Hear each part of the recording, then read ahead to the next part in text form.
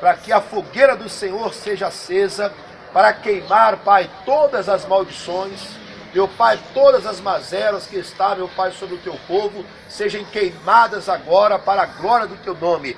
Nós desfazemos, destruímos toda a obra da macumba, da inveja, do olho grande, mandinga, meu Deus, obra mandada, quebramos todos os mares assim como esse fogo físico está queimando, assim também a tua fogueira esteja queimando todas as mazelas, flagelos, infortúnios e opróbio na vida do povo de Deus, em nome de Jesus. Amém? Amém. Fogo no diabo na cabeça, quem manda fogo santo é Jesus de Nazaré. Fogo no diabo na cabeça, quem manda fogo santo é Jesus de Nazaré. Mas o diabo é um bicho arredio, bicho maldito, todo cheio de ilusão. E todo aquele que fizer sua vontade vai cair na vaidade, ainda perde a salvação.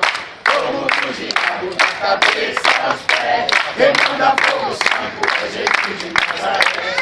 Fogo do diabo na cabeça, aos pés, quem manda fogo santo é Jesus de Nazaré. Mas o diabo é um bicho agressivo, bicho maldito, todo cheio de ilusão.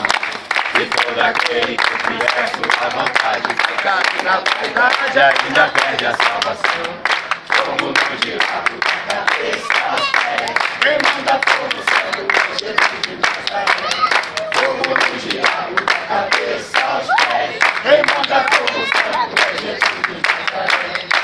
Fogo do diabo na cabeça, aos pés, quem manda fogo santo é Jesus de Nazaré. Fogo mais fé, amor mais amor, quem não tem é só Salvador.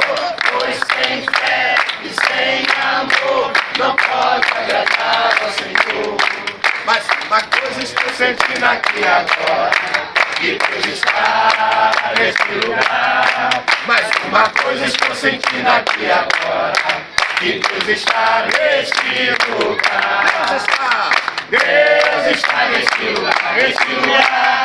Deus está neste lugar, neste lugar. O Espírito Santo se revela